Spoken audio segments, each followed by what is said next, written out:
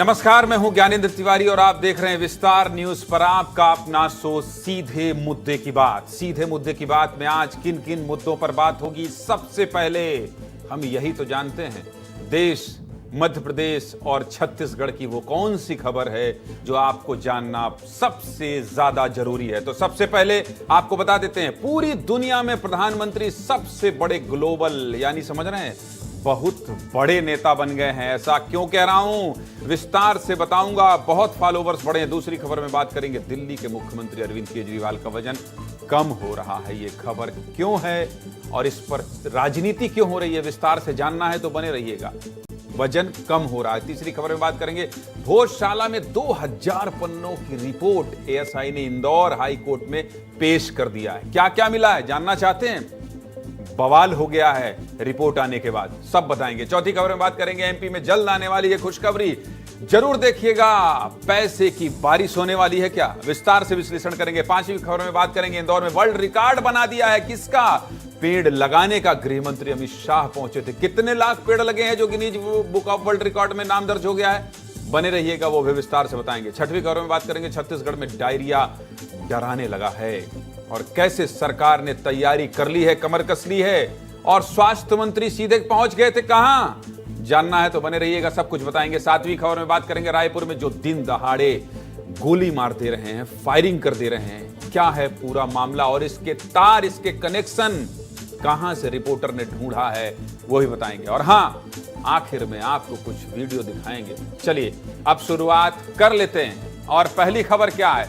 पहली खबर है, बहुत पॉपुलर हो गए हैं मोदी। देखिए पहली खबर क्या है, यहां लिखा है बहुत पॉपुलर हो गए हैं। वैसे तो आप कहेंगे यार, प्रधानमंत्री मोदी पॉपुलर तो थे ही, देश के नेता हैं, तीसरी बार प्रधानमंत्री हैं, बिना पॉपुलर हुए तो होगा नहीं। लेकिन इस पॉपुलर होने का कनेक्शन क्या है, ये मैं आपको बता देता हूं। चलिए खबर की शुरुआत कर लेता हूं। गर्व की बात है, बहुत गर्व की बात है, हमारे देश के प्रधानमंत्री दुनिया में सबसे ज्यादा फॉलोवर वाले नेता बन गए हैं। प्रधानमंत्री नरेंद्र मोदी के सोशल मीडिया एक्स पर 100 मिलियन फॉलोवर हो गए हैं। थोड़ा और आसान कर दूं, एक्स पर प्रधानमंत्री को 10 करोड़ से ज्यादा लोग फॉलो करते हैं। भाई देखते हैं प्रधानमंत्री मोदी की डे टू डे की वर्किंग, प्लानिंग, उनका क्या एग्जीक्यूशन, सब कुछ देखने के लिए दुनिया भर से 10 करोड़ लोग देख रहे हैं। और ये बड़ी बात है, इसलिए बड़ी बात है क्योंकि इतने ज्यादा फॉलोवर पूरी दुनिया में किसी नेता के नहीं हैं। बड़ी बात क्यों है और 8 बजे सबसे पहली खबर इस बात पर क्यों बात कर रहा हूं मैं? प्रधानमंत्री मोदी सबसे ज्यादा फॉलो किए जाने वाले विश्व के सबसे बड़े लीडर बन गए हैं, जिनके, ये देखिए, आप देख लीजिए, नेताओं को देखिए, इन नेताओं को देखिए, दिख रहे हैं नेता या पोडियम हटा दूं?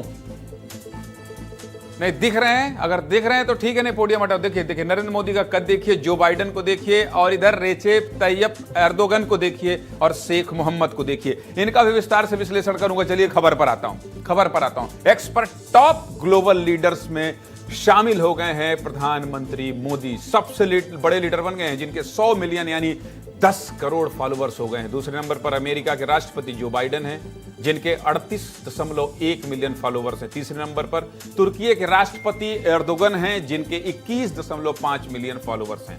चौथे नंबर पर दुबई के वर्तमान शासक एच शेख मोहम्मद हैं, जिनके 11.2 मिलियन फॉलोवर्स हैं। अब समझिए, आप देखा सुना जाता है, इसलिए फॉलोवर्स की संख्या बढ़ती है। अब देश के प्रधानमंत्री का कद बढ़ा है तो गर्व की बात तो है भाई साहब। और सिर्फ बढ़ा ही नहीं है, बहुत ज्यादा बढ़ गया है। दूसरे नेता दूर दूर उनके आसपास भी नहीं है फॉलोवर्स के मामले में। और आपको पता है, प्रधानमंत्री मोदी की लोकप्रियता धीरे धीरे इसका ग्राफ बढ़ता जा रहा है, लोकप्रियता बढ़ते जा रही है। प्रधानमंत्री जनवरी 2009 में एक्स पर एक्टिव हुए। 2009 में एक्टिव हुए हैं, मतलब 12-13 साल हो रहे हैं। लेकिन पिछले 3 साल में प्रधानमंत्री मोदी को 30 मिलियन यानी 3 करोड़ नए लोगों ने फॉलो किया है। बड़ा आंकड़ा है। लोग आपके नेता के बारे में जानना चाहते हैं, समझना चाहते हैं, इसलिए फॉलो करते हैं। एक्स पर इतनी बड़ी फॉलोवर्स की लिस्ट बड़ी बात है। आपको दुनिया के नेताओं का दिखा दिया, अब देश के बड़े नेताओं का भी दिखा देते हैं, किसके कितने फॉलोवर्स है। क्योंकि मामला सोशल मीडिया ही पैमाना है आज के डेट में कि कौन कितना लोकप्रिय है। और इसी सोशल मीडिया के आधार पर लोग ये तय करते हैं कि अच्छा, इसे इतना ज्यादा देखा जा रहा है। सोशल मीडिया में ही तो अनंत अंबानी की शादी देख रहे थे लोग, अनंत अंबानी की शादी सोशल मीडिया में स्क्रॉल करके देख रहे थे कि भाई कौन आया, कौन नेता आया, कौन अभिनेता आया, कहां नाचे, कितना नाचे, ये सब कहां मिल रहा था? सोशल मीडिया में, आपके मोबाइल में। इसलिए सोशल मीडिया के दौर में अगर फॉलोवर 100 मिलियन तक जा रहे हैं तो बताना और दिखाना, उसका विश्लेषण करना जरूरी है। नरेंद्र मोदी के बाद दूसरे सबसे ज्यादा फॉलो किए जाने वाले नेता कौन है, आपको पता है?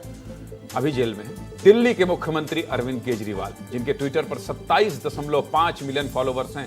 तीसरे नंबर पर राहुल गांधी हैं, जिनके 26.4 मिलियन फॉलोवर्स हैं। और चौथे नंबर पर आते हैं उत्तर प्रदेश के समाजवादी पार्टी के मुखिया अखिलेश यादव, जिनके 19.9 मिलियन फॉलोवर्स हैं। 5वें नंबर पर ममता दीदी हैं, ममता बनर्जी हैं, जिनके 7.4 मिलियन फॉलोवर्स हैं। और छठे नंबर पर हैं हमारे लालू प्रसाद यादव, जिनके 2.9 मिलियन फॉलोवर्स हैं। इन 5 नेताओं का मिला देंगे तो करीब 86 मिलियन हो रहा है। मतलब ये देश में विपक्ष के 5 बड़े नेता हैं, इन सब के फॉलोवर्स मिला दें तब भी प्रधानमंत्री मोदी से कम ही है। ये भी ठीक बात है, ये भी ठीक बात है। और आपको पता है, आप लोग कहेंगे अरे ये तो सोशल मीडिया है, कुछ भी हो सकता है, कुछ भी हो सकता है। लेकिन आपको बता दें, प्रधानमंत्री नरेंद्र मोदी 2014 से अब तक 14 इंटरनेशनल अवार्ड पा चुके हैं। 14। और देखिए आपकी स्क्रीन पर तस्वीरें। अभी हाल ही में पीएम रूस दौरे पर थे। यहां प्रधानमंत्री मोदी को रूस के राष्ट्रपति व्लादिमीर पुतिन ने सर्वोच्च नागरिक सम्मान दिया है। सर्वोच्च नागरिक, उसकी चर्चा भी थी जब वो रूस दौरे में थे। ऐसे ही भूटान, फ्रांस, मिस्र, Fiji, Papua New Guinea, Palau, America, Bahrain, Maldives, संयुक्त अरब अमीरात, फिलिस्तीन, अफगानिस्तान, सऊदी अरब ने भी पीएम मोदी को सम्मानित किया है। इसलिए कद बढ़ा है, फॉलोवर्स बढ़े हैं, तो आपको सब कुछ बताना और दिखाना पड़ेगा। प्रधानमंत्री मोदी का दुनिया में कद बढ़ता जा रहा है, बढ़ता जा रहा है, बढ़ता जा रहा है। और तीसरी बार जीत दर्ज कर इतिहास तो रचा ही है। समय समय पर कई तस्वीर देखने को मिली। प्रधानमंत्री लगातार तीसरी बार प्रधानमंत्री पद की शपथ लेने के बाद G7 समिट में हिस्सा लेने इटली के अपुलिया पहुंचे थे। यहां सभी नेताओं की ग्रुप फोटो ही इस फोटो सेशन में केंद्र मंच मतलब कहां पर प्रधानमंत्री मोदी खड़े हैं, मतलब सभी नेताओं के बीच में सेंटर में खड़े हुए। इस तस्वीर को देखकर हर भारतीय को गर्व हुआ और इसकी खूब चर्चा भी हुई। प्रधानमंत्री मोदी ने 100 मिलियन फॉलोवर्स पूरे होने पर खुद, समझ गए आप इस खबर पर इतनी लंबी बात क्यों कर रहा हूं? 100 मिलियन फॉलोवर्स पूरे होने पर खुद पोस्ट कर जानकारी दी। वाकई देश के लिए गौरव का दिन है। हमारे देश के प्रधानमंत्री को अगर दुनिया के नेताओं में सबसे ज्यादा फॉलो किया जाए तो गर्व तो होता ही है और गर्व करना भी चाहिए। प्रधानमंत्री मोदी का ये कद देश भर में, दुनिया में ये बताता है कि लोग उनके बारे में जानना और समझना चाहते हैं, उनकी रणनीति को देखना चाहते हैं। हो गया? अगर इसी खबर से संबंधित और कुछ जानना चाहते हैं तो आगे बढ़ूं। पुलिंदा बहुत बड़ा है, लेकिन मुझे लगता है कि अगली खबर की ओर जाना चाहिए। अगली खबर क्या है वॉल में दिखाइए। दुखद केजरीवाल पतले हो गए हैं, जेल में तो हैं, दुखद है। अब देखिए, एक प्रदेश के मुख्यमंत्री अगर उनका स्वास्थ्य खराब है और उस पर सियासत हो रही है तो ये दुखद किसी के लिए भी दुखद है। खबर की शुरुआत कर लेते हैं, चलिए खबर की ओर बढ़ते हैं। केजरीवाल बहुत पतले हो रहे हैं, वजन लगातार कम हो रहा है। 21 मार्च को अरविंद केजरीवाल गिरफ्तार हुए, तब से अब तक 8 किलो वजन कम हो गया है। आम आदमी पार्टी के नेता कह रहे हैं, भाई मानते हैं दिल्ली देश के सियासत का केंद्र है, लेकिन अब वजन पर भी राजनीति, गजब है। लेकिन सुनिए, जब दिल्ली के मुख्यमंत्री वो भी जेल में हों और बड़े कद के नेता जेल में हों और जब वो कुछ बोलें देश में तो उसका असर हो, तो वो चाहे पतले हों, चाहे बीमार हों और चाहे उनसे संबंधित कोई ऐसी खबर जिसमें सियासत दिख रही हो, राजनीति हो रही हो, उसको आपको बताना दिखाना जरूरी है। क्योंकि आपको पता है कि माफ कीजिएगा, क्या नाम है उनका, जैन साहब जो मंत्री थे, स्वास्थ्य मंत्री थे, उनका भी, उनके सत्येंद्र जैन की भी तबीयत खराब थी, तब भी बवाल हो गया था। और जेल के अंदर मसाज हो रहा था, तब भी बवाल हो गया था। तो संबंधित, चूंकि जेल किसके अंडर आता है? दिल्ली सरकार के। इसलिए अगर वो पतले हो रहे हैं और दिल्ली सरकार के अंतर्गत आने वाले जेल के अंदर पतले हो रहे हैं तो आपको जानना जरूरी है, क्योंकि इस पर राजनीति शुरू हो गई। रिपोर्ट दिखाइए, उसके बाद आगे बात करेंगे।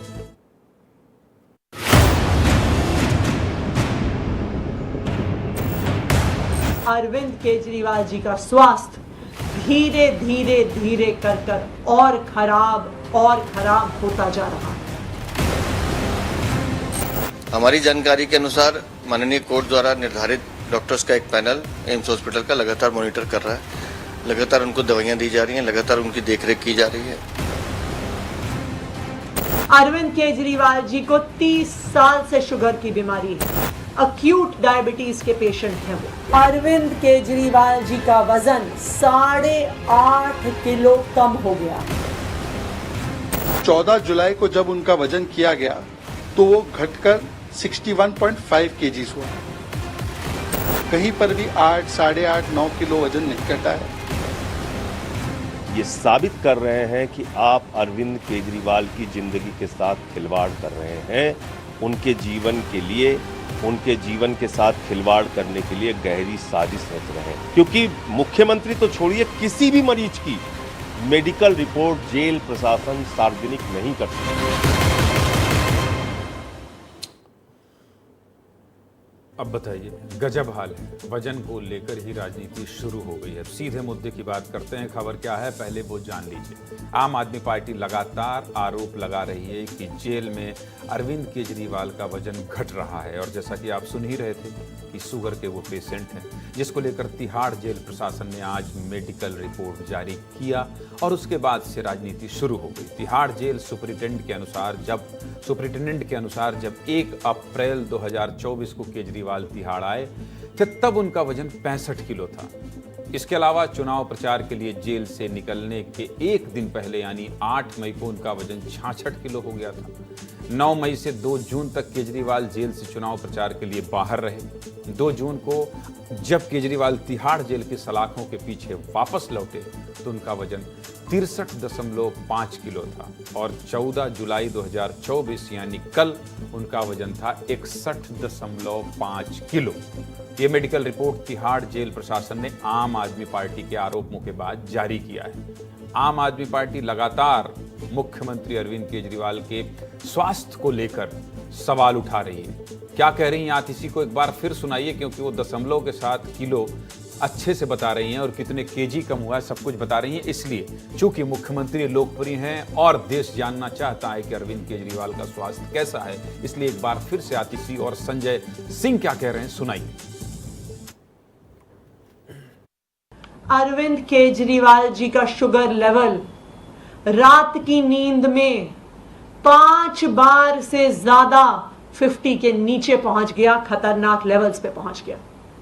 अगर अरविंद केजरीवाल जी को स्ट्रोक आ जाता है, ब्रेन डैमेज हो जाता है, परमानेंट डैमेज हो जाता है, तो उसके लिए कौन जिम्मेदार होगा? ना सिर्फ इतना, 21 मार्च से लेके आज तक अरविंद केजरीवाल जी का वजन 8.5 किलो कम हो गया है। ये है मेडिकल रिपोर्ट जिसमें एम्स के डॉक्टरों ने जांच की अरविंद केजरीवाल की, और उस एम्स के डॉक्टरों की टीम ने बताया कि उनको वेट लॉस की भी समस्या है, यानी कि उनका वजन कम हो रहा है, और दूसरा हाइपोग्लिसीमिया की कई बार उनके साथ घटना हुई है। उनका वजन, हाइपोग्लिसीमिया के वो शिकार हैं, उनका वजन 50 से उनका शुगर लेवल 50 से नीचे 5 बार आया है। ये कोई सामान्य बात नहीं है, ये कोई सामान्य घटना नहीं है। संजय सिंह भी जेल से होकर आए हैं। संजय सिंह कह रहे हैं जेल प्रशासन ने माना है कि शुगर लेवल कम हुआ है, जिससे नींद में वो कोमा में जा सकते हैं। देखिए, किसी के स्वास्थ्य का मसला है और अरविंद केजरीवाल जैसे नेता के स्वास्थ्य का मसला है, उसका विश्लेषण विस्तार से करना ही पड़ेगा। उन्हें ब्रेन स्ट्रोक का खतरा है। ये मुख्यमंत्री के स्वास्थ्य के साथ खिलवाड़ है। अब मामला गरमाया है। वजन को लेकर जो सियासत हो रही है उस पर बीजेपी के नेता भी कूद पड़े हैं। और देखिए, नेता हों और स्वास्थ्य गड़बड़ हो या अच्छा हो, नेता तो नेता होते हैं। इसलिए राजनीति शुरू हो गई है। बीजेपी के नेता क्या कह रहे हैं, अब तक आपने आम आदमी पार्टी के नेताओं को सुना है। अब उसके काउंटर में भारतीय जनता पार्टी के नेता अरविंद केजरीवाल के वजन कम होने और उनके स्वास्थ्य खराब होने को लेकर क्या कह रहे हैं, यह भी तो सुनाना पड़ेगा। सुनाइए जरा बीजेपी के नेता क्या कह रहे हैं। कहीं पर भी 8, 8.5, 9 किलो वजन नहीं घटा है, और ये भी जो वजन मामूली सा कम हुआ है, क्या उसके पीछे कारण यह है कि अरविंद केजरीवाल ने जब से वो कैंपेनिंग के बाद जेल में फिर से आए हैं, उन्होंने खाना लेना बंद कर दिया है, शायद इसीलिए ताकि वो वजन घटे और बीमारी का बहाना बनाया जा सके और विक्टिमहुड कार्ड खेला जा सके। और माननीय कोर्ट द्वारा निर्देशित घर का भोजन उनको लगातार मिलता है। अब अगर घर के भोजन में कुछ कमी है तो उसमें मैं टिप्पणी नहीं करना चाहता, लेकिन उनको सुबह शाम घर का भोजन मिलता है, उस भोजन को वो खाते भी हैं। जानकारी ये मिल रही है कि कुछ लो डाइट उन्होंने स्वयं शुरू की है और जब जब अरविंद केजरीवाल की माननीय न्यायालय के सामने पेशी होने लगती है उससे 1-2 दिन पहले पूरा इकोसिस्टम तैयार होता है आम आदमी पार्टी का और उनके स्वास्थ्य को लेकर अलग अलग भ्रांति फैलाने की कोशिश करते हैं।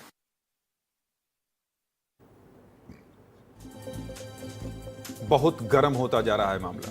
आरोप प्रत्यारोप चलते रहेंगे, लेकिन हम यही प्रार्थना करेंगे अरविंद केजरीवाल जी स्वस्थ रहें, अंदर रहें या बाहर रहें। चलिए आगे बढ़ा जाए, कुछ नया बताया जाए। अगली खबर क्या है, वॉल पर दिखा दीजिए। भोजशाला में मिले मंदिर ही मंदिर। अब मैं यहां आऊंगा तो मेरा फ्रेम ठीक रखना भाई, कटना नहीं चाहिए, पहले से बता दे रहा हूं मुकेश दरियाब।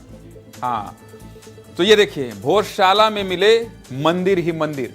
अब मैं मुकेश दरियाब को क्यों गरिया रहा था आप जानते हैं शो के बीच में, क्योंकि यही फ्रेम बनाते हैं। इनसे झगड़ा हो जाता है तो कई बार ये काट देते हैं, इसलिए मैं शो के बीच में ही बोल देता हूं कि ऐसी गलती मत करना। खबर की ओर चलें, चलिए खबर की ओर चलते हैं। भोजशाला सर्वे पर 2000 पन्ने की रिपोर्ट हाई कोर्ट में पेश कर दी गई है। एएसआई यानी कि आर्कियोलॉजिकल सर्वे ऑफ इंडिया ने 98 दिन तक सर्वे करने के बाद मोटी रिपोर्ट कोर्ट में जमा कर दी है। आपको पता है 2000 पन्ने हैं और इन 2000 पन्नों में 1700 से ज्यादा प्रमाण या फिर कहें तो अवशेष शामिल किए गए हैं। एएसआई के वकील हिमांशु जैन ने आज इंदौर हाई कोर्ट में यह रिपोर्ट जमा कर दी है। धार की भोजशाला मंदिर है या मस्जिद, इसको लेकर ही पूरी हलचल है। सब जानना चाहते हैं, सब जानना चाहते हैं, विस्तार से जानना चाहते हैं। तो चलिए, धार का भोजशाला है क्या, रिपोर्ट की माने तो शुरू करता हूं विश्लेषण। सर्वे में 94 मूर्तियां, मंदिर या मस्जिद, सुनते जाइएगा ध्यान से। भोजशाला की रिपोर्ट है। सर्वे में 94 मूर्तियां, मूर्तिकला के अवशेष मिले हैं। ये मूर्तियां सीढ़ियों के नीचे बंद कमरे में मिले, जिनमें वाग्देवी देवी मां, सरस्वती, हनुमान जी समेत कई देवी देवताओं के अवशेष मिले हैं। इसके अलावा भोजशाला के गर्भगृह के पिछले हिस्से की करीब 27 फीट तक खुदाई की गई है, जिसमें दीवार का ढांचा मिला है। भोजशाला के उत्तर पूर्वी कोने और दरगाह का जो पश्चिमी हिस्सा है, वहां से टीम को श्री कृष्ण, वासुकी नाग और शिव जी की प्रतिमा मिली है। शाला के उत्तर दक्षिणी कोना से स्तंभ, तलवार, दीवारों के 150 नक्काशी वाले अवशेष मिले हैं। यज्ञशाला के पास से सनातन संस्कृति वाले पत्थर मिले हैं। दरगाह से अंडरग्राउंड अक्कल कुइया चिन्हित हुई है। आप समझ रहे हैं, तो अंडरग्राउंड कुआं ही लिख देते। भोजशाला के जो स्तंभ थे उनके ऊपर केमिकल ट्रीटमेंट के बाद सीताराम, ओम नमः शिवाय के चिन्ह मिले हैं। इतना सब मिला है तो जिसने याचिका डाली थी उसको भी तो सुनाना जरूरी है। खुश हैं, बहुत खुश हैं, सुना दीजिए।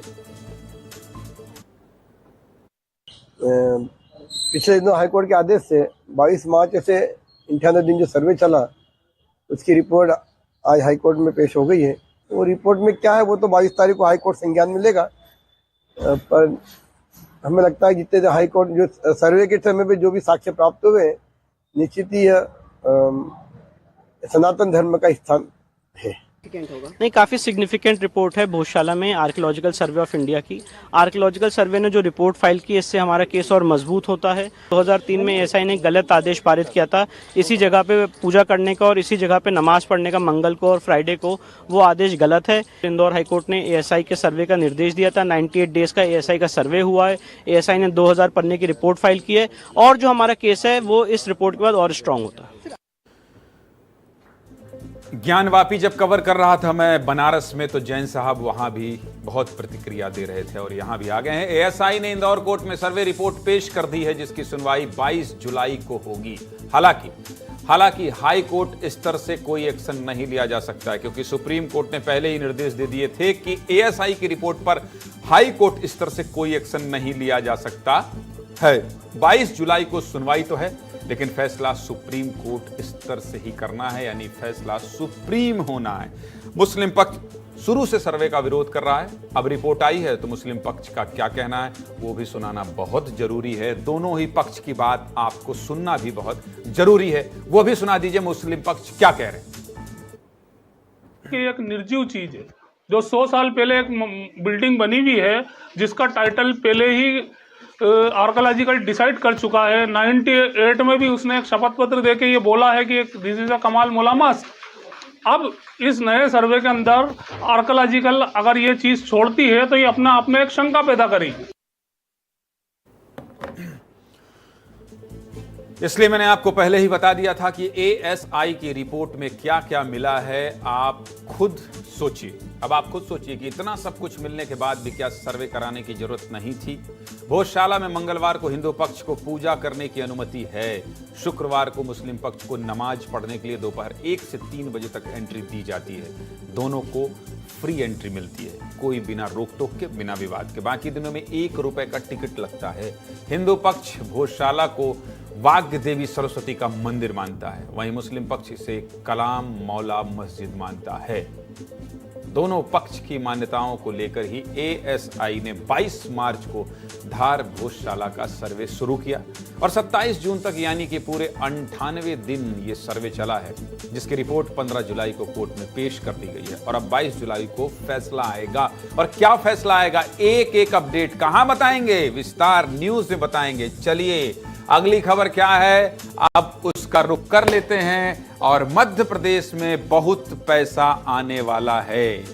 निवेश पैसा, जब खूब पैसा आता है खूब तरक्की होती है, खूब तरक्की होती है तो खूब रोजगार मिलता है। जब खूब रोजगार मिलता है तो आर्थिक रूप से प्रदेश समृद्ध होता है। न केवल प्रदेश समृद्ध होता है बल्कि प्रदेश में रहने वाला जनमानस भी समृद्ध होता है। ये खबर सीधे किससे जुड़ी है, आपसे जुड़ी है और आपके लिए जरूरी है, इसलिए आपका अपना चैनल विस्तार न्यूज बताएगा कि क्या सच में पैसा पैसा पैसा मध्य प्रदेश में खूब पैसा आने वाला है। तो चलिए खबर की शुरुआत कर देते हैं और आपको बता देते हैं कि मध्य प्रदेश में पैसा आने वाला है, निवेश आने वाला है। अब इस खबर को ऐसे बताऊंगा कि निवेश आने वाला है तो आप लोग भी कहेंगे कि क्या ज्ञानेंद्र तिवारी सरकारी खबर सरकारी भाषा में बता रहे हो। तो समझ लीजिए कि इस खबर से आपका क्या वास्ता है और आपको किस भाषा में जानना चाहिए। विस्तार न्यूज की यही भाषा है। विस्तार न्यूज आपका अपना चैनल है। आपके दिमाग में, मन मस्तिष्क में ये समझ में आ जाना चाहिए कि कोट पैंट सूट बूट वाले बड़े बड़े पैसा वालों से मुख्यमंत्री अगर मिलने गए हैं डॉक्टर मोहन यादव बंबई, तो क्या लेके आने वाले हैं। खबर बड़ी इस लिहाज से भी है कि मुख्यमंत्री ने खुद आज प्रेस कॉन्फ्रेंस कर बताया है कि कैसे इस मुंबई दौरे से मध्य प्रदेश का लाभ होने वाला है, आपके प्रदेश का लाभ होने वाला है, कैसे विकास की गाथा लिखी जाएगी और कैसे रोजगार मिलेंगे और कैसे यहां की आर्थिक उन्नति होगी, यानी पैसा वाला राज्य कहलाएगा। कैसे होगा, अब आपको बहुत सरल भाषा में सब कुछ समझा देता हूं। अब क्या है कि किसी भी राज्य में जब भी पैसा आता है तो अकेला नहीं आता है, निवेश के साथ रोजगार आता है, निवेश के साथ आता है काम धंधा, निवेश के साथ आते हैं टूरिस्ट, निवेश के साथ आता है विकास और इन सब से बढ़ता है सरकार का खजाना, खजाना जो आपके काम आता है। आपको बताते हैं कि असल में हो क्या रहा है। मध्य प्रदेश में इन्वेस्टर समिट होने वाला है, माने उद्योगपति आएंगे, उनसे बतियाएंगे। कौन? मुख्यमंत्री, और यहां प्लान बनाएंगे। ये क्या होता है वो भी आपको बताएंगे, लेकिन उससे पहले ये बता दें कि मध्य प्रदेश के मुख्यमंत्री मोहन यादव खुद 2 दिन पहले मुंबई गए थे। इन्वेस्टर को यानी बिजनेसमैन को यानी पैसा लगाने वाले को न्योता देने के लिए उन्होंने कहा आइए और मध्य प्रदेश में खर्च कीजिए, यानी निवेश करिए, यानी पैसा लगाइए। आज सीएम मोहन यादव ने भोपाल में पत्रकारों से बात की और बताया कि मुंबई गए थे तो क्या क्या हुआ है, कितने बड़े बड़े उद्योगपतियों से बात हुई है। सीएम साहब ने क्या अहम बात बताई, पहले वो सुन लीजिए, उसके बाद आगे की बात करते हैं। सुनाइए मुख्यमंत्री मोहन यादव क्या कह रहे हैं। बीते 2 दिन पहले मैं मुंबई गया था और मुंबई के रोड शो में पुनः जबलपुर की जो हमारी रीजनल इंडस्ट्री कॉन्क्लेव होने वाली है 20 जुलाई को, उससे जुड़े आधार पर पूरे प्रदेश के निवेश के लिए सभी अलग अलग प्रकार की औद्योगिक हस्तियों से मुलाकात करने का मौका लिया, उनसे संवाद हुआ और जबलपुर के लिए भी बड़े पैमाने पर लोगों ने निवेश के लिए अपना, अनिल अंबानी जी तो स्वयं डिफेंस को लेकर के उन्होंने कहा मेरा जबलपुर का ड्रीम है और इसमें मैं काम करना चाहूँगा। हमने सबका स्वागत किया, सबको मौका देने के लिए। जैसे ये HK अग्रवाल ग्रेसिम इंडस्ट्री वाले, इन्होंने कहा लगभग 4000 करोड़ का हम निवेश करना चाहेंगे मैहर कटनी जिले में। इसी प्रकार से बैतूल, शहडोल, दमोह, पार्थ जिंदल ने 17,000 करोड़ के प्रस्ताव देने की बात कही है। सुन रहे हैं ना दमोह वाले भैया लोग और शहडोल वाले लोग, 17,000 करोड़ रुपया आएगा। 17,000 करोड़ रुपया आएगा तो किसका फायदा होगा? आपका ही तो होगा। इसीलिए तो इस खबर में इतना वक्त दे रहे हैं। देख रहे हैं ना, मुख्यमंत्री जी नाम गिनवा रहे हैं कि कौन से निवेशक कितना पैसा लगाने वाले हैं। तैयार हैं सब लोग। अब होता क्या है ना, जब ये निवेशक आएंगे, मान लीजिए अब किसी निवेशक ने IT की एक कंपनी इंदौर में खोल दी, तो क्या होगा ये कि इंदौर में उस कंपनी की क्षमता के अनुसार लोगों को नौकरी मिलेगी।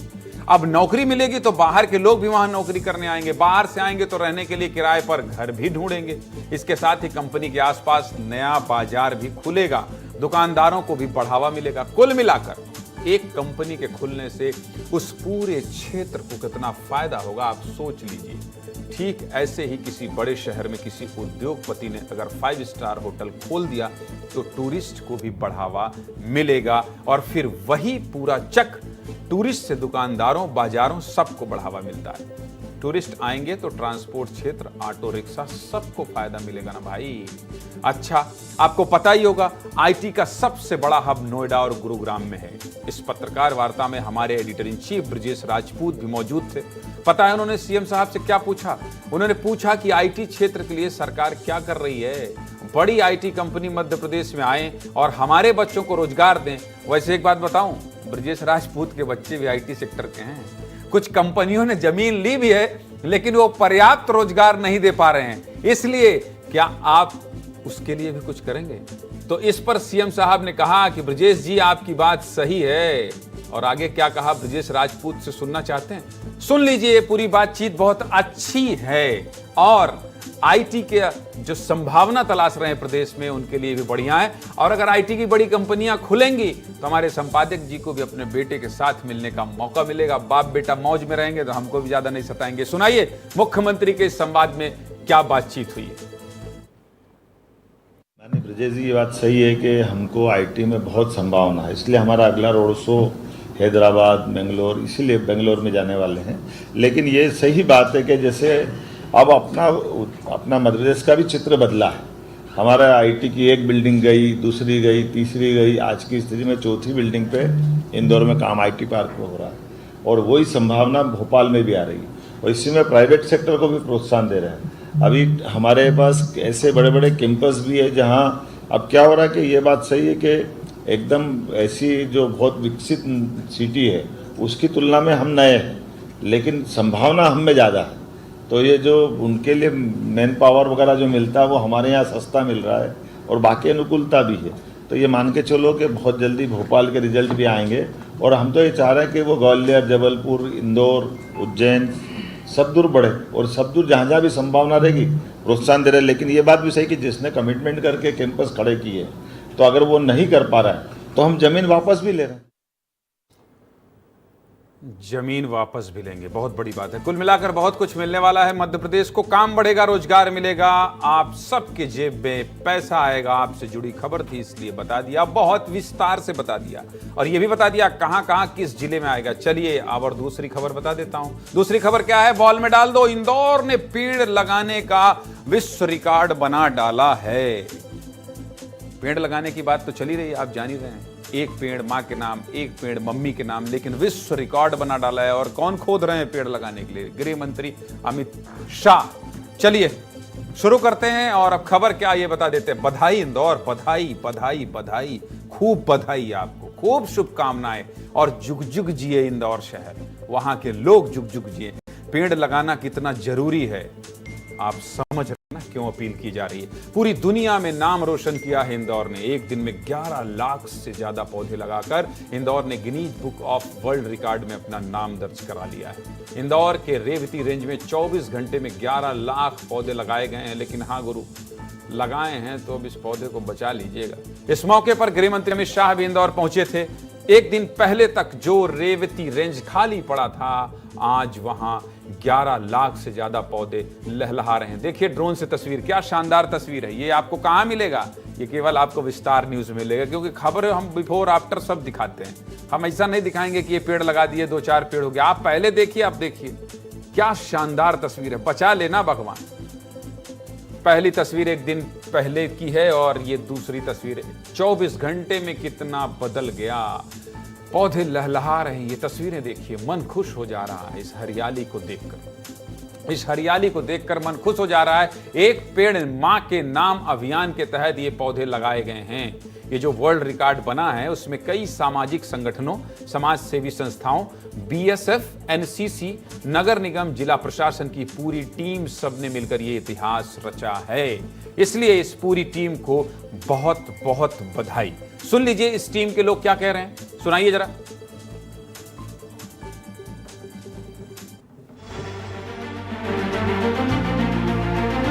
यहाँ पे जेसीबी, पोकलेन और सब लगा के गड्ढे किए गए।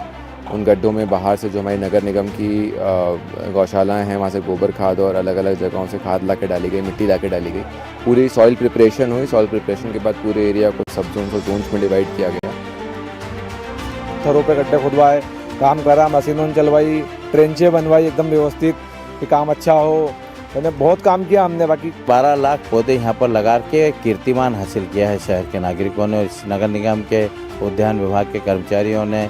यहाँ के सबसे बड़ा रोल अगर किसी का है तो बीएसएफ का है।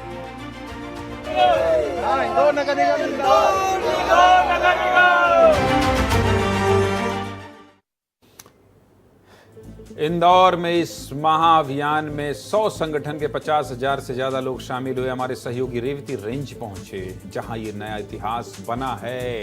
पुनीत विजयवर्गीय को हमने कहा कि जाइए और इस ऐतिहासिक तस्वीर का गवाह बनेगा विस्तार न्यूज। क्या देखा पुनीत विजयवर्गीय ने, ये भी आपको दिखा देते हैं। दिखाइए जरा पुनीत विजयवर्गीय की एक ग्राउंड रिपोर्ट।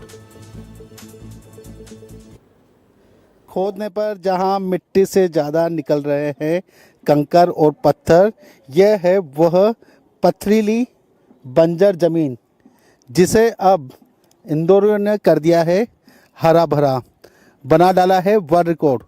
जी हाँ, इस वक्त मैं मौजूद हूँ रेवती पहाड़ी पर, जहाँ आपको हरियाली नज़र आ रही होगी, लेकिन यह हरियाली पथरीली पहाड़ी पर की गई है।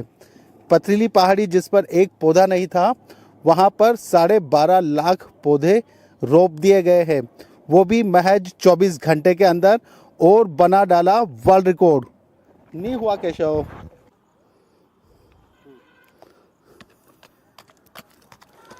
ऐसी पहाड़ी जिसको खोदने पर मिट्टी की जगह सिर्फ कंकर और पत्थर निकल रहे हैं ये, लेकिन इस पथरीली पहाड़ी को अब हरा भरा कर दिया गया है।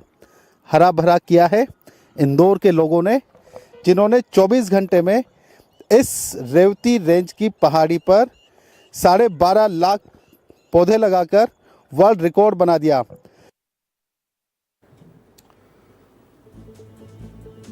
अच्छी पहल है। पुनीत विजयवर्गीय ठीक खोद रहे थे। यही तो होती है ग्राउंड रिपोर्ट कि आप पहाड़ी को दिखाओ कि वो पथरीली पहाड़ी। इंदौर में प्रधानमंत्री नरेंद्र मोदी के आह्वान पर एक पेड़ मां के नाम अभियान में 51 लाख पौधे लगाने का संकल्प लिया गया है, और यह संकल्प लिया है मंत्री कैलाश विजयवर्गीय ने। विजयवर्गीय साहब, आपको भी नमस्ते, आपको भी प्रणाम, आपको भी साधुवाद, आपको भी धन्यवाद। एक तो पुनीत विजयवर्गीय जो ग्राउंड रिपोर्ट दिखाए उनका धन्यवाद, और दूसरा आपने इतना बड़ा बीड़ा उठाया, आपको भी विस्तार न्यूज की ओर से बहुत बहुत धन्यवाद, बहुत शुभकामनाएं। इस उपलब्धि पर मंत्री कैलाश विजयवर्गीय से भी हमारे सहयोगी ने बात की है। सुनना चाहते हैं पुनीत विजयवर्गीय को क्या कह रहे हैं कैलाश विजयवर्गीय, सुना दीजिए, सुनाइए जरा।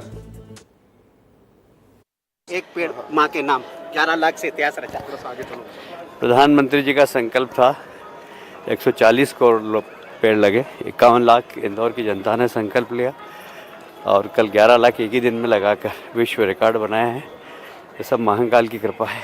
सर कहीं ना कहीं इंदौर हमेशा इतिहास रचता है और कल भी 11 लाख एक ही समय से भी ज़्यादा लगा दिए, तो कहीं ना कहीं एक इतिहास का क्षण है और वर्ल्ड रिकॉर्ड में भी नाम दर्ज हुआ है। हाँ, निश्चित रूप से इंदौर का नाम वर्ल्ड रिकॉर्ड में दर्ज हुआ है और 11 लाख का हमने संकल्प लिया था, 12,60,000 पेड़ लगे। अच्छा, पुनीत विजयवर्गीय ग्राउंड पर गए थे और संतोष कृष्णानी ने कैलाश विजयवर्गीय के साथ बातचीत की है। माफ कीजिएगा, पुनीत विजयवर्गीय की रिपोर्ट थी और संतोष कृष्णानी बात कर रहे थे। मंत्री कैलाश विजयवर्गीय ने संकल्प लिया और एक रिकॉर्ड तो बना ही लिया है। बार बार बधाई दे रहा हूं, एक बार फिर से बधाई देता हूं। बहुत बड़ी पहल है ये। चलिए, इस खबर के बाद अगली खबर क्या है दिखा दीजिए यहां, और ये है छत्तीसगढ़ में डायरिया की डायरी पढ़िए। डायरिया की डायरी क्यों? डायरिया डायरिया, इतने लोगों की मौत, इतने लोग बीमार, डायरिया के नाम से डर। अरे डायरिया गंदे पानी पीने से होता है।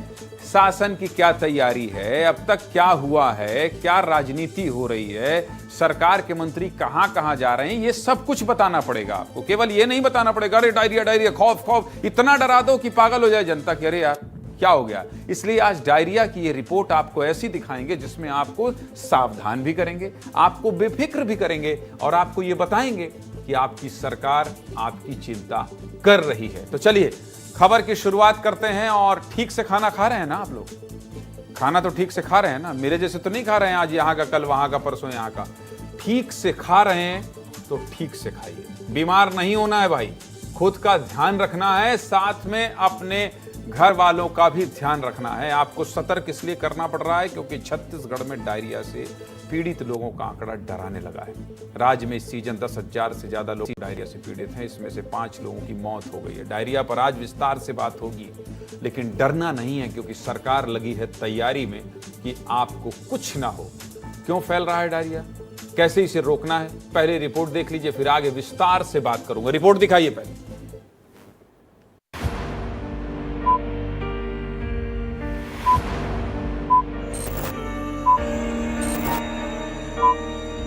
हम लोगों को 15 दिन हो गया भैया, नहीं मिल रहा।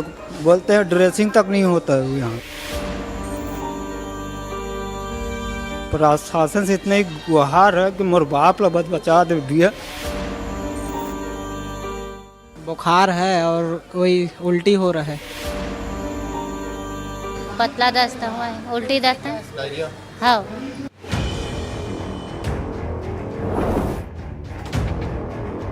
आज नया चिकित्सालय भवन देने की हमने यहाँ हम लोग का आश्वासन दिया है और आने वाले बजट में इसको जुड़वाएंगे।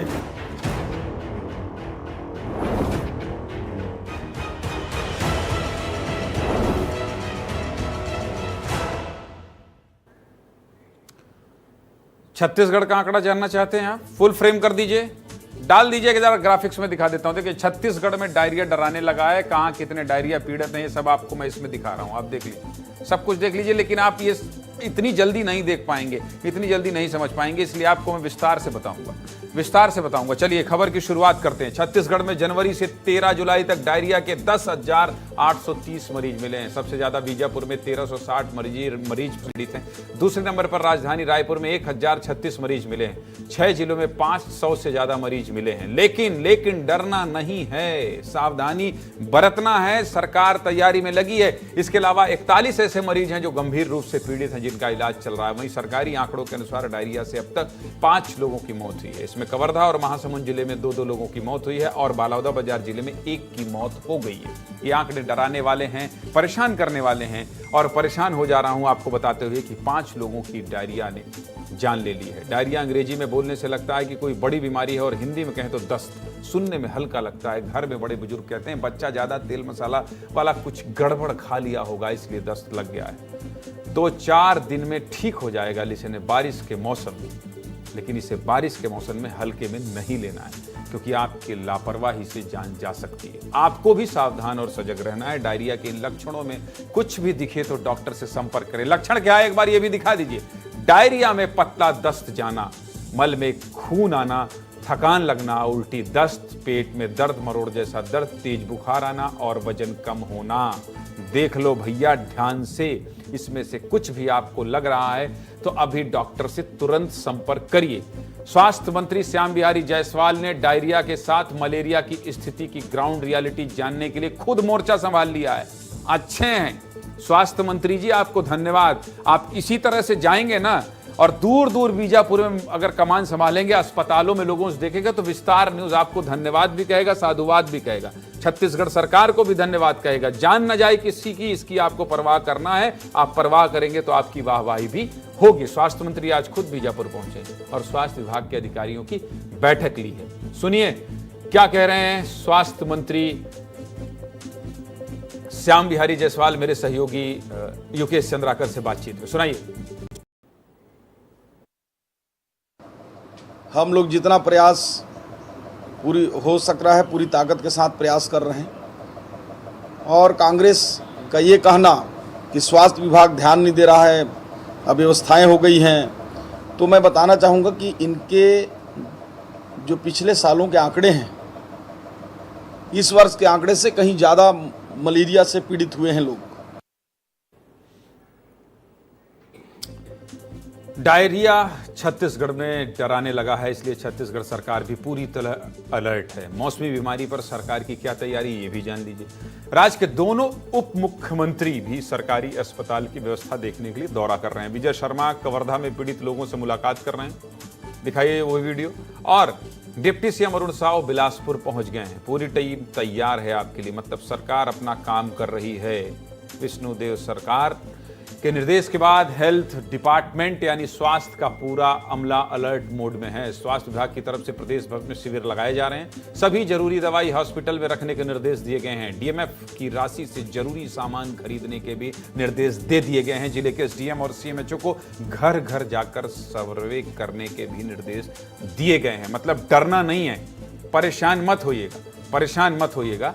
सब कुछ ठीक करने में लगी है सरकार। बारिश का मौसम है, इस मौसम में या यूं कहें बदलते मौसम में थोड़ा बाहर का कम खाइए ना, कुछ दिन रख लीजिए अपने स्वास्थ्य में और स्वाद में कंट्रोल। अपना ध्यान रखिए, आपकी चिंता है इसलिए सब इतने विस्तार से बता रहा था। चलिए आगे बढ़ा जाए, दूसरी खबर कौन सी है अब ये आपको बताया जाए। पीछे देख लेता हूं, इस खबर में बात क्यों कर रहा हूं पता है आपको? रायपुर शहर में गोलीबारी नहीं होती है, अच्छा शहर है, शांत शहर है, अच्छे लोग हैं, अच्छी तासीर है। अपराध जो होते भी हैं तो लॉरेंस बिश्नोई गैंग के लोग नहीं करते हैं। बड़े बड़े कारोबारी और बड़े बड़े कोयला का कारोबार करने वालों के ऊपर गोली मार देना और हवा में फायर करके चले जाना, संकेत और संदेश देना, इसके अंदर कहानी क्या है आप सोचेंगे? आपको इस सोच लगता है कि नहीं कि यार रायपुर में ऐसा क्यों हो गया, रायपुर में ऐसा क्यों हो गया, और रायपुर में कब से लॉरेंस बिश्नोई गैंग सक्रिय हो गई? ये दिमाग में चल रहा है ना आपके? सब कुछ जानना चाहते हैं, विस्तार से जानना चाहते हैं। सब कुछ विस्तार से जानना है तो विस्तार न्यूज में ही विश्लेषण उसका मिलेगा। चलिए भाई खबर शुरू करते हैं। पंजाब के फेमस सिंगर सिद्धू मूसेवाला का मर्डर करने वाले गैंग को तो आप जानते ही होंगे, लॉरेंस बिश्नोई। ये वही गैंग है लॉरेंस बिश्नोई वाला। इस गैंग ने बॉलीवुड के भाईजान सलमान खान को जान से मारने की धमकी दी है, जान से मारने की। सलमान खान, सिद्धू मूसेवाला और कहां रायपुर, क्या कनेक्शन? आप सोच रहे होंगे इस गैंग के बारे में आज आपको क्यों बता रहे हैं। अरे भाई इस गैंग से जुड़े गैंगस्टर छत्तीसगढ़ में सक्रिय होने की कोशिश कर रहे हैं। छत्तीसगढ़ में, छत्तीसगढ़ जैसे शांत राज्य में सलमान खान को धमकी देने वाले, सिद्धू मूसेवाला को मारने वाले यहाँ आके पिस्तौल लहरा रहे हैं। नहीं होने देंगे। राज्य के बड़े व्यापारियों को धमका रहे हैं। 2 दिन पहले यानी 13 जुलाई को कोयला व्यापारी को डराने के लिए शूटर भेजा गया था। बिल्डिंग के बाहर गोली चलाई गई, इसके बाद शूटर रायपुर से फरार हो गया। आज इस पर विस्तार से बात करेंगे। हमारे शांत सुकून वाले छत्तीसगढ़ में कोई इस तरह डराएगा तो बात तो हम करेंगे, विस्तार से करेंगे। ऐसे गैंगस्टरों की सक्रियता हमारे भोले वाले छत्तीसगढ़िया लोगों को डरा रही है। रायपुर में दिन दहाड़े गोली चलाकर गैंगस्टर फरार हो जाते हैं। पुलिस सीसीटीवी फुटेज में गोली चलाने वालों को ढूंढ रही है, पर 48 घंटे बीत जाने के बाद पुलिस के हाथ कोई अहम सुराग नहीं मिला। और मयंक सिंह मलेशिया से लगातार सोशल मीडिया के जरिए पोस्ट कर पुलिस की परेशानी बढ़ा रहा है। सबसे पहले मयंक सिंह ने क्या पोस्ट किया है ये दिखाइए। इनके बारे में आपको बता देता हूं। मयंक सिंह मलेशिया में हैं। इनके साथी अमन साहू झारखंड के जेल में बंद हैं। ये दोनों लॉरेंस बिश्नोई गैंग के साथी हैं। मयंक सिंह पोस्ट कर इस गोलीकांड की जिम्मेदारी ले रहे हैं। बोल रहा है कि इसमें अमन साहू गैंग का कोई हाथ नहीं है, मेरी खुद की गैंग है, मैं किसी के भरोसे नहीं हूं। मतलब आपस में ही इनकी अनबन चल रही है। इसका अगले दिन मयंक ने फिर से पोस्ट किया और अमन साहू को अपना बॉस बताया। मतलब कुल मिलाकर ये पुलिस को गुमराह करने की कोशिश कर रहे हैं। आपको पूरी पड़ताल दिखाएंगे, लेकिन उससे पहले ये जान लीजिए कि ये प्रहलाद अग्रवाल कौन हैं और मयंक सिंह का ये पोस्ट, अमन सिंह का दिन दहाड़े गोली चलवाना, ये सब क्यों हो रहा है। कौन है प्रहलाद राय अग्रवाल, पहले आपको ये बता देता हूं।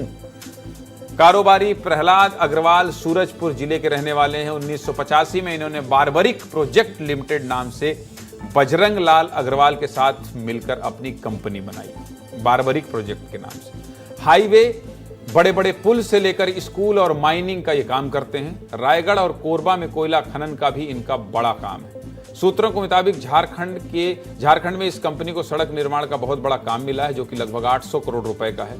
और इसी काम के चलते अमन साहू की नजरों में यह ग्रुप आ गया, क्योंकि अमन साहू गैंग का झारखंड में काम करने वाले हर व्यापारी से वसूल करना है। इसलिए अमन साहू गैंग पीआरए ग्रुप के राजेश अग्रवाल को अपना टारगेट बना रहे हैं। समझ गया। और ये राजेश अग्रवाल प्रहलाद अग्रवाल के बेटे हैं। अब आपको एक्सक्लूसिव पड़ताल दिखाते हैं। जो शूटर व्यापारी की हत्या करने के लिए आए थे वो कहां ठहरे थे। हमारे सहयोगी नितेश गर्ग हैं। उनको मैंने कहा कुछ अलग लाइए, कुछ अलग दिखाइए, तो कहां पहुंच गए। जहां ये शूटर पहुंचे थे, कमरा नंबर 207, जहां हमला करने के लिए प्लान बनाया गया। ये दोनों शूटर 10 जुलाई की शाम 6 बजे से रायपुर पहुंचे। रेलवे स्टेशन के ठीक सामने होटल वेलकम में एक कमरा किराए पर लिया। 2 दिन तक लगातार रेकी किया, कैसे पहुंचना है। कारोबारी प्रहलाद राय अग्रवाल के पास कितने बजे ऑफिस पहुंचना है। दिन में 10 से 15 बार रेकी करने के लिए होटल से बाहर जाते थे। सब कुछ पता करने के बाद इन्होंने 13 जुलाई को हमला किया। ये रिपोर्ट देख लीजिए, नितेश गर्ग दिखा रहे हैं। दीदी ये क्या कहते हैं 10 तारीख को आए थे, तो जब 10 तारीख को एंट्री लिए थे तो आप थे। तो ये दोनों लड़के आए, एक झोला था इनके पास, क्या था, कैसा था। एक पिट्ठू बैग। कहाँ के लग रहे थे, भाषा से आए। भाषा तो मेरे हमारे जैसे बोल रहे थे, छत्तीसगढ़ी बोल रहे थे, ना बिहारी ना बोल रहे, बात हिंदी में ऐसे। झारखंडी नहीं समझ में आया। तो कितने बजे लगभग आए होंगे 10 तारीख को। ये 6 बजे करीब। 6 तारीख सुबह। हाँ, सुबह नहीं, सुबह में कहाँ थी, 10 बजे आती। तो ये 6 साढ़े 6 के बीच में आए और मैं बोले आधार दिखा, तो बोलते हैं क्या एक आधार है आंटी, अब एक हम ला के देते हैं, या आपको व्हाट्सअप कर देते हैं। मैं बोले ठीक है। लेडीज रहती है तो हम लोग को 2 ID की जरूरत रहती है, अगर एक आदमी है तो बोले ला के देते। एक ID ली और उनका पता लिख के दे दी। हमारे सहयोगी होटल के उस कमरे तक पहुंचे जहां से दोनों शूटर रुके हुए थे। कमरा नंबर 2007 से राज के, कमरा नंबर 207 है ना, 207 ही तो है, 207 है, माफ कीजिएगा, 2007 बोल दिया था शायद मैंने। राज्य के बड़े कारोबारी प्रहलाद राय अग्रवाल पर गोली चलाने की प्लानिंग की गई थी। नीतीश को सुना दीजिए भाई, वहां भी घुस गए, सुनाइए। होटल वेलकम के कमरा नंबर 207 के बाहर हम हैं और 2 दिन पहले जो गोलीबारी की वारदात हुई थी, अभी प्रारंभिक रूप से जो कयास लगाए जा रहे हैं वो ये कयास हैं कि यहीं पर गोलीबारी करने वाले वो दोनों जो हैं, जो गुर्गे हैं अमन साहू गैंग के, वो यहीं ठहरे थे। और ये आप तस्वीर देख लीजिए इस कमरे की। अभी यहाँ पर दूसरे गेस्ट को दे दिया गया है। जब हमने इस होटल के ऑनर से बात की तो उन्होंने जानकारी दी कि 10:45 से 11 बजे तक के बीच जो है गोलीबारी होती है और लगभग 12:15 बजे 12:15 पर जो है क्राइम ब्रांच रायपुर की टीम इनके पास पहुंचती है। रजिस्टर इनके द्वारा ले लिए जाते हैं, जब्त कर लिए जाते हैं और यहीं पे है CCTV। ध्यान खींचना चाहूँगा आपका, ये देखिए ये सीसीटीवी में जो है तमाम फुटेज के कैद होने की बात है। सीसीटीवी की जो डीवीआर है, जो चिप है, वो भी क्राइम ब्रांच रायपुर के द्वारा ले ली गई है और यही जो है आशंका है कि यहाँ लगभग 3 दिन वो दोनों लोग ठहरे थे। सब कुछ जांच जारी है, लेकिन विस्तार न्यूज़ लगातार आपको जहाँ जहाँ से इनपुट मिल रहे हैं वहाँ पहुँचकर हर तस्वीर दिखा रहा है। नितेश गर्ग हैं, क्राइम के बेताज बादशाह बनना है इनको, क्राइम करने की नहीं, क्राइम के स्टोरी को कवर करने के लिए जिले के एसपी के तक भी पहुंचे थे। क्या कह रहे हैं जिले के एसपी डॉक्टर संतोष सिंह, ये भी सुनाइए।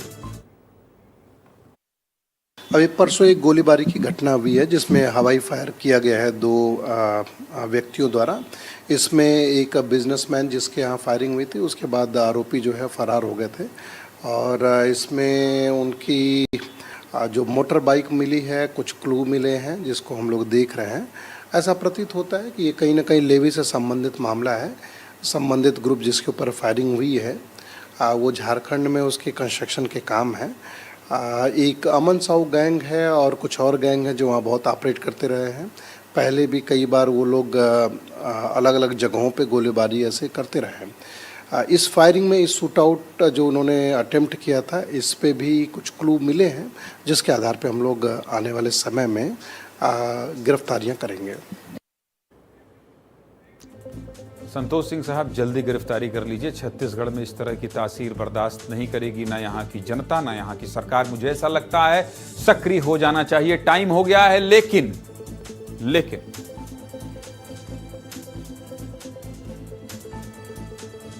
टाइम हो गया है, लेकिन कुछ और है। क्या है? हाँ, समझ गए। कान में बतिया रहे थे कि कुछ है, रुके रहिएगा, इसलिए मैं थोड़ी देर पॉज ले लिया। एक्स पर, फेसबुक पर, यूट्यूब पर और इंस्टाग्राम पर, और इसके अलावा आपको कहां?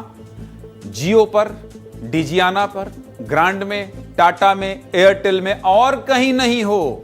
और अगर कहीं नहीं हो, मेल कर दीजिएगा, व्हाट्सएप कर दीजिएगा, फोन नंबर हमारा है वेबसाइट पर, वहां जाके बोल दीजिएगा और कहिएगा भैया विस्तार देखना है, जल्दी उपलब्ध कराओ प्लेटफॉर्म। सब कुछ दिखाएंगे विस्तार से, इसी तरह से विश्लेषण करेंगे। लेकिन अभी टाइम हो गया है 8:51 और आगे आपको देखना है द एडिटर शो। किसके साथ? ब्रजेश राजपूत के साथ। तो मुझे और मेरी टीम को इजाजत दीजिए। खबरों को देखने के लिए बने रहिए विस्तार न्यूज के साथ। नमस्कार।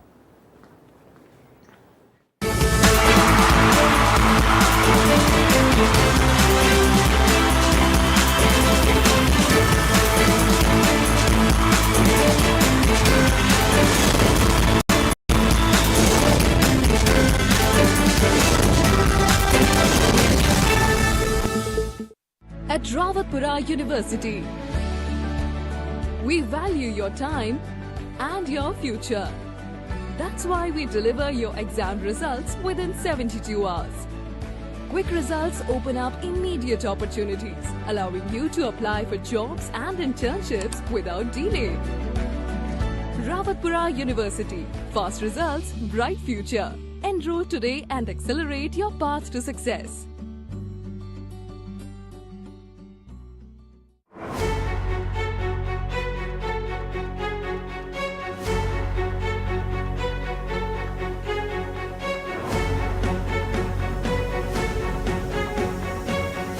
Stand by. 3, 2, 1, cue. खबरें सिर्फ वही जो आपके लिए बेहद जरूरी है। खबरें जो सिर्फ और सिर्फ आपके हक की बात करें। अफवाहें और भ्रम नहीं, सिर्फ और सिर्फ सच का विस्तार। खबरें जो आपके सुख और दर्द से जुड़ी हों। खबरें जो आपके और आपके अपनों से जुड़े हर मुद्दे को बेबाकी से सामने लाएं। समाचार का नया सफर विस्तार के साथ। खबरें जो सीधे आपसे जुड़ी हों, ताकि हम बेबाकी से आप तक खबरें पहुंचा पाएं। तो विस्तार न्यूज की सबसे खास बात यही है कि हम आपके पास सटीक और सही खबर पहुंचाते हैं। खबरों की पूरी तहकीकात के बाद ही आप तक हम सही खबर पहुंचाते हैं और यही हमारा मकसद है।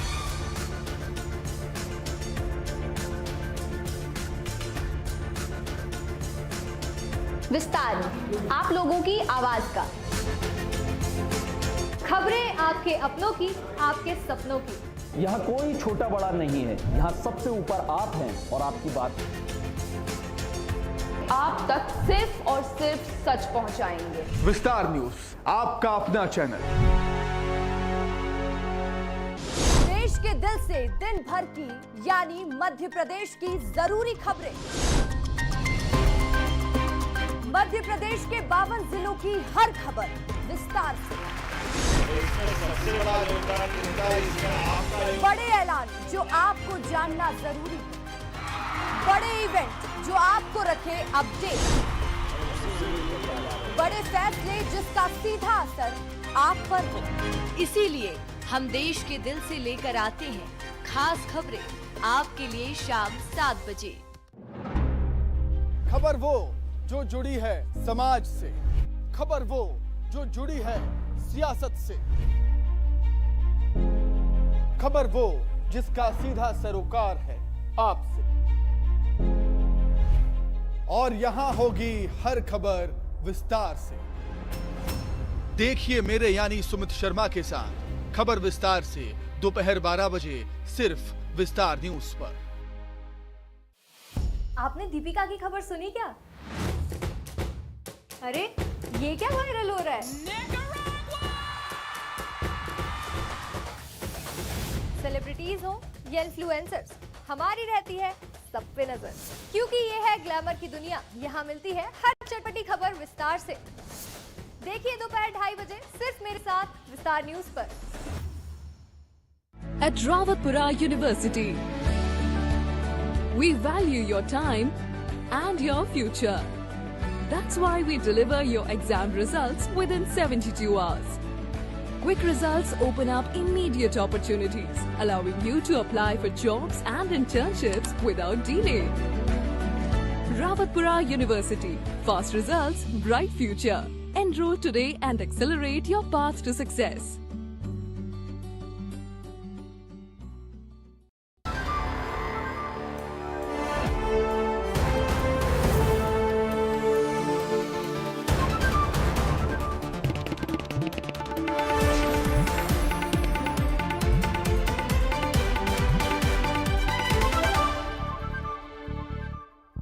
This program is brought to you by Sanjeevani cancer hospital Raipur, your answer for cancer. आपातकालीन चिकित्सा हेतु Suyash hospital, Kota Gudiyari road, Raipur. Shri Shankaracharya institute of professional management and technology, Raipur. Krishna public school, Tulsi. Admissions open for session 2024-25। Anoop Chand Trilokchand jewellers, Sadar Bazaar, Raipur.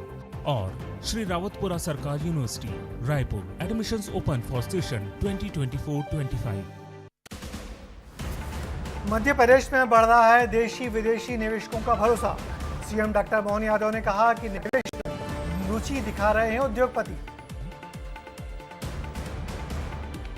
NEET और नर्सिंग घोटाले को लेकर एनएसयूआई का प्रदर्शन, CM house घेरने निकले कार्यकर्ताओं पर पड़ी पानी की मार। छत्तीसगढ़ पीएससी के ऑफिस पहुंची सीबीआई की टीम। पीएससी में गड़बड़ी के मामले में खंगाले जा रहे हैं दस्तावेज। धार की भोजशाला पर 2015 की रिपोर्ट हाईकोर्ट में पेश की गई। हिंदू पक्ष ने किया 100 से ज्यादा परमारकालीन मूर्तियां मिलने का दावा।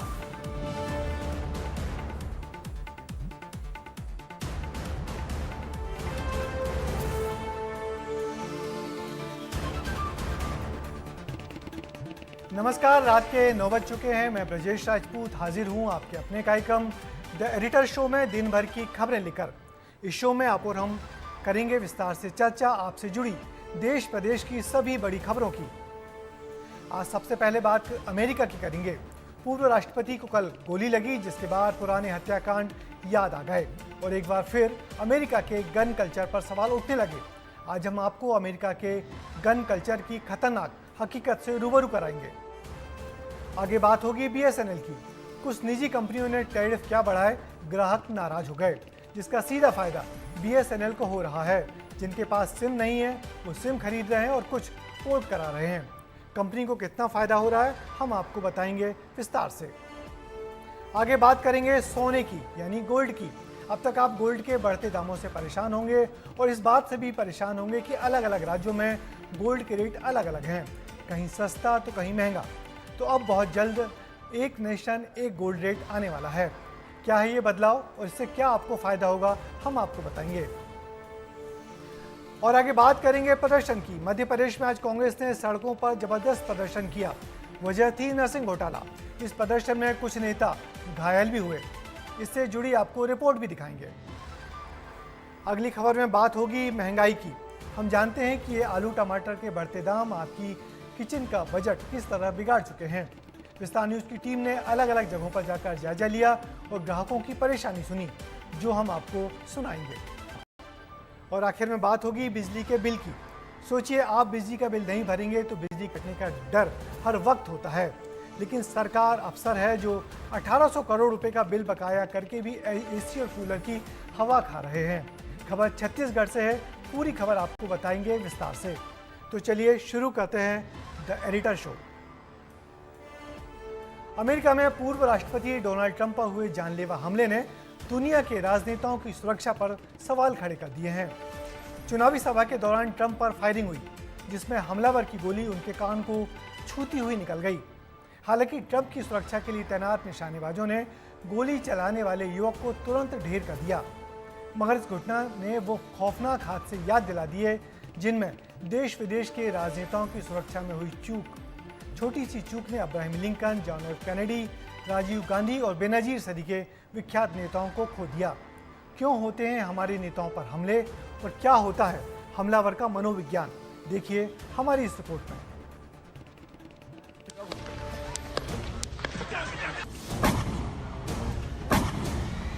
ये दोनों राजनेता दुनिया के ऐसे नेता हैं जो भारत की राजनीति से भी काफी सरोकार रखते हैं और काफी लोकप्रिय भी रहे। लेकिन दोनों नेताओं पर पब्लिक रैली में हमला होना वर्ल्ड लीडर्स की सुरक्षा पर सवाल खड़े करता है। ट्रंप पर पेंसिल्वेनिया के बटलर में फायरिंग की गई, लेकिन गनीमत रही कि वो बाल बाल बच गए। लेकिन सुरक्षा के लिहाज से देखा जाए तो ये बहुत खतरनाक है, क्योंकि इतिहास में कई लोकप्रिय नेताओं पर इसी तरह के कई जानलेवा हमले हुए और चौंकाने वाली बात ये कि कई नेताओं की मौत भी हुई है। अमेरिका का इतिहास खंगालें तो पता चलता है कि यहाँ राजनेताओं की हत्या बहुत आम है। यहाँ दो राष्ट्रपति अब्राहम लिंकन और जॉन एफ कैनेडी की हत्या हैरान करती है। 2 नवंबर 1963 को टेक्सास के डलास में जब John F Kennedy first lady Jacqueline Kennedy के साथ डलास की यात्रा कर रहे थे, तो इसी दौरान राइफल से लैस एक छिपे हुए हत्यारे ने उन्हें गोली मार दी। भारत की पूर्व प्रधानमंत्री इंदिरा गांधी हत्याकांड काफी चौंकाने वाला था, क्योंकि इंदिरा गांधी को उन्हीं के साथ 24 घंटे साय की तरह रहने वाले बॉडीगार्ड्स ने गोलियों से भून दिया था। बात 31 अक्टूबर 1984 की है, जब खुलासा हुआ तो पता चला कि हमलावर ऑपरेशन ब्लू स्टार से बेहद नाराज थे। ठीक ऐसे ही भारत के पूर्व प्रधानमंत्री राजीव गांधी तमिलनाडु में एक चुनावी सभा कर रहे थे। लिबरेशन टाइगर्स ऑफ तमिल इलेम यानी लिट्टे की महिला सदस्य ने उनके पैर छूने के लिए नीचे झुकी और विस्फोट कर दिया। इस आत्मघाती हमले में राजीव गांधी के साथ आम लोगों की भी मौत हुई थी। साल 2007 की बात है, जब पाकिस्तान की पहली महिला प्रधानमंत्री बेनजीर भुट्टो को चुनावी रैली में निशाना बनाया गया। हमलावर ने बेहद करीब से उन्हें गोली मारी थी। पूरी दुनिया ने इस वीडियो को देखा।